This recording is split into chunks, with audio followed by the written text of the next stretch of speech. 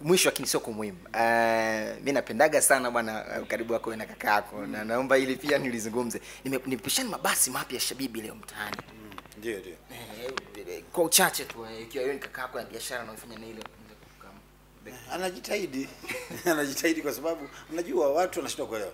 Mtu akiinvest au akifanya jambo kwanza atatoa ajira, lakini pili atalipa kodi.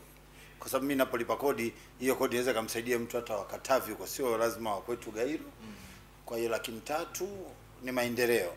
Maendeleo ya yeye mwenyewe, lakini maendeleo ya wale aliowapa ajira, maendeleo ya nchi. Kwa hiyo nampongeza, amejitahidi, lakini nataka pia nimwambie tunakuja kwa kasi sana. Asijisahau. Neno lingine la tatu kwa kaka ukiachilia mbali hilo ambalo mlizungumza. Ni kiongozi mzuri. Ili uaga nasema mara kwa mara. Ni kiongozi mzuri. Nafikiri kwa investment ambazo umezifanya mpaka hivi sasa unamfikia hata kwa karibu kwenye biashara mimi. Tugawanye kwa miaka pia. Kombe kaanza kabla. Naweza nikamfikia, naweza nikampita na naweza nisifikie. Yaani nasema kwa hivi sasa kwa sababu mheshimiwa tukihesabu mimi na kwa ukaribu au kwa macho yangu nafahamu investment zako. Kuna zingine ambazo pengine sizifahamu. Unaona kwa hapo ulipofika kuna namna umemsogelea au hapana yuko mbali.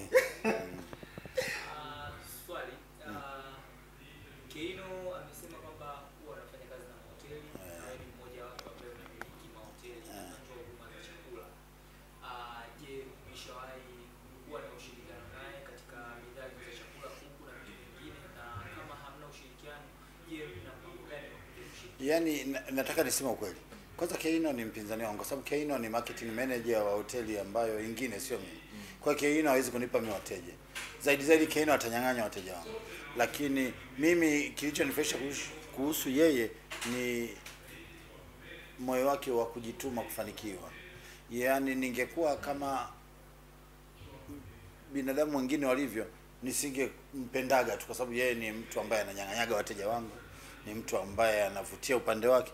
Lakini mimi nimemchukua kama mdogo wangu, mpambanaji, ni mtu ambaye ana malengo. La nyongeza.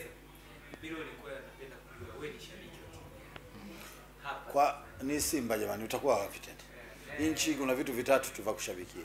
Simba, CCM na Twanga Pepeta. Sawa, na game hapa ya finali nachezea uwanja wa Amani. Kama mmezuiliwa. Unaona timu yako ikibeba ubingwa, ni kweli kabisa. Simba ni lazima bebe ubingwa. Hii sio hiari. Kwa tangu atoke Simba paka hapa tumekutana na mengi kwa tusha tamaa, lakini Simba sio kitu cha utani. Sasa nashukuru.